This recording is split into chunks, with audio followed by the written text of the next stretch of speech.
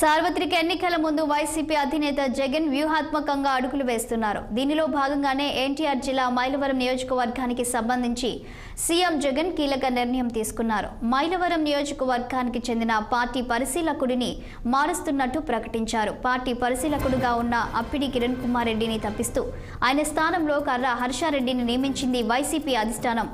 అప్పిడి కిరణ్ కుమార్ రెడ్డిని నియమించి నెల రోజులు పూర్తి కాకుండానే ఆయన పదవి నుండి తొలగించడం సంచలనంగా మారింది.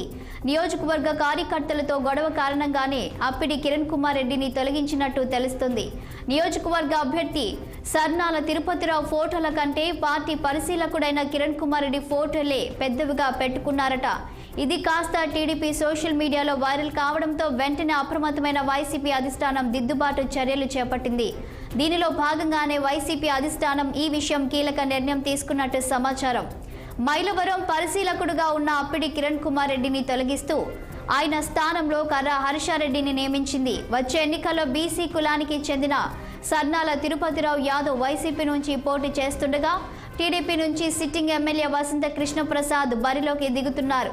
గత ఎన్నికల్లో వైసీపీ తరపున పోటీ చేసి ఎమ్మెల్యేగా విజయం సాధించిన వసంత కొద్ది రోజుల క్రితమే టీడీపీలో చేరారు. శుక్రవారం విడుదల చేసిన టీడీపీ అభ్యర్థుల జాబితాలో వసంత కృష్ణప్రసాద్కు చోటు దక్కింది. మైలవరం టికెట్ కోసం చివరి నిమిషం వరకు ప్రయత్నాలు చేసిన మాజీ మంత్రి దేవినేని ఉమకు మొండిచేయి ఎదురైంది.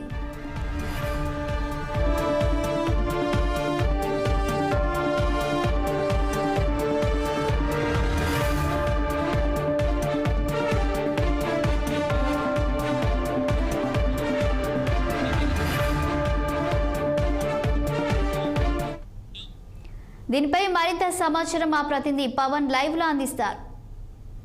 పవన్ చెప్పండి, ఇక మైలవరంలో ఏం జరుగుతుంది? వైసీపీ ఇన్ఛార్జిని ఎందుకు తప్పించారు? కొత్త ఇన్ఛార్జిని ఎందుకు నియమించారు?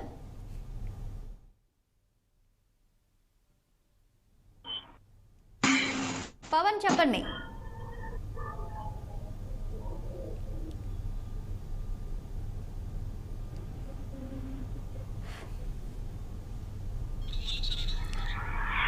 పవన్, మైలవరంలో కొత్త ఇన్ఛార్జిని ఎందుకు నియమించారు?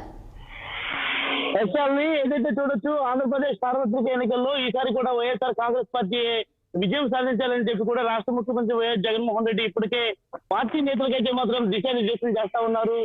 రానున్న ఎన్నికలకు సంబంధించి కూడా దాదాపు అన్ని నియోజకవర్గాలకు సంబంధించినటువంటి అభ్యర్థులు కూడా తెర మీదకి తెచ్చినటువంటి నేపథ్యంలో కూడా ఆయా సంబంధించిన నియోజకవర్గాల్లో ఎప్పటికప్పుడు కూడా ప్రతిష్టంగా పనిచేయాలి. ఖచ్చితంగా ఏదైతే ప్రతిపక్ష పార్టీకి సంబంధించిన నేతలను ఏ విధంగా తిట్టుకొట్టాలనేటువంటి అంశాలకు సంబంధించి కూడా ఏదైతే ప్రతి నియోజకవర్గానికి ఒక పరిశీలకుడిని కూడా నియమించారు. అంతేవిధంగా ఎంపీ స్థానాలకు సంబంధించినటువంటి అభ్యర్థులు కూడా ఒక పరిశీలకుడిని నియమించినటువంటి పరిస్థితి కూడా రాష్ట్ర వ్యాప్తంగా కనిపించింది. సో ఈ నేపథ్యంలోనే చూసుకోవచ్చు, కృష్ణా జిల్లాలో పూర్తి స్థాయిలో కూడా ఏదైతే కృష్ణా జిల్లాకు సంబంధించిన మైలవరం నియోజకవర్గంలో ఇప్పటి వరకు మాజీ ఎమ్మెల్యేగా ఉన్నటువంటి దేవినేని ఉమాకు సంబంధించినట్టు కూడా ప్రస్తుతం ఆయన తెలుగుదేశం పార్టీ ఉన్నటువంటి నేపథ్యంలో కూడా ప్రస్తుతం వైఎస్ఆర్ కాంగ్రెస్ పార్టీలో గెలిచినటువంటి వసంత ప్రసాద్ ఈ మధ్య కాలంలోనే టీడీపీ గూటికి చేరినటువంటి నేపథ్యంలో కూడా నిన్న ప్రకటించినటువంటి జాబితాలో టీడీపీ అధినేత చంద్రబాబు ఇచ్చినటువంటి ఆదేశాల మేరకు కూడా వసంత కృష్ణప్రసాద్ ను మైలవరం అభ్యర్థిగా అయితే మాత్రం ప్రకటించారు. మరి ప్రకటించినటువంటి నేపథ్యంలో కూడా రానున్న ఎన్నికల నేపథ్యంలో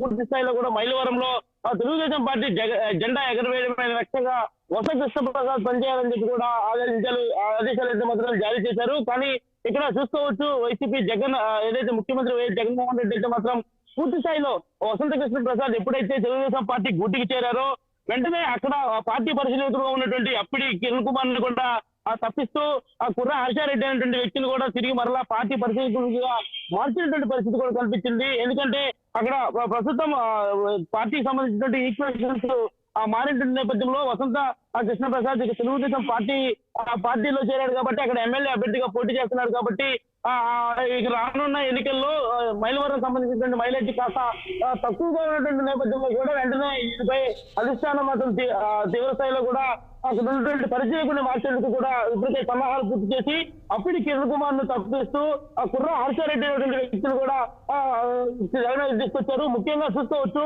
ఏదైతే కిరణ్ కుమార్ నియమించి దాదాపు నెల రోజులు మాత్రమే అవుతా ఉంది. నెల రోజుల వ్యవధిలోనే తిరిగి మరలా ఏదైతే నిన్న ప్రకటించిన జాబితాలో ఇప్పటి వరకు దేవినేని ఉమాకు మైలవరం టికెట్ వస్తుందని చెప్పి కూడా వైసీపీ భావించింది. కానీ ఏదైతే తెలుగుదేశం వైసీపీకి రాజీనామా చేసి తెలుగుదేశం పార్టీలో చేసినటువంటి మైలవరం ఎమ్మెల్యేగా ఉన్నటువంటి వసంత కృష్ణప్రసాద్ కు తిరిగి మరలా తెలుగుదేశం పార్టీలో టికెట్ ఇచ్చారు కాబట్టి ఇక రానున్న రోజుల్లో ఇక్కడ ఉన్నటువంటి కిరణ్ కుమార్ అయితే మాత్రం ఇక వ్యూహాత్మకంగా పనిచేయించలేడు అన్న కారణంతోనే ఆ కుర్ర హర్షారెడ్డిని అయితే మాత్రం తెర మీదకి తీసుకొచ్చారని కూడా స్పష్టంగా అర్థమవుతా ఉంది. దీన్ని బట్టి కూడా చూసుకోవచ్చు, ఏదైతే నియోజకవర్గంలో ఎక్కడైతే గ్రాఫ్ తక్కువగా ఉంటుందో ఆ గ్రాఫ్ కు సంబంధించిన నియోజకవర్గాల్లో ఉన్నటువంటి పరిశీలకులను వెంటనే మార్చాలని చెప్పి కూడా ఇప్పటికే అధిష్టానం అయితే మాత్రం భావిస్తా ఉంది. ఈ నేపథ్యం రోజు ఈ యొక్క కీలక ప్రకటన కూడా తీసుకున్నట్టుగా కూడా తెలుస్తా ఉంది. మొత్తానికి ఆ కుర్ర హర్షారెడ్డిని నియమించడం పట్ల కూడా వైసీపీ సంబంధించినటువంటి క్యాడర్ మొత్తం కూడా దీని వెనక ఎలాంటి యోగం ఉందని చెప్పి కూడా ఒక డైనామాలో పడ్డారు. ఏ నియోజకవర్గంలో కూడా ఇదే పరిస్థితి అని చెప్పి కూడా ఇప్పటికే పార్టీ ముఖ్య నేతలు మాత్రం చెప్తా ఉన్నారు.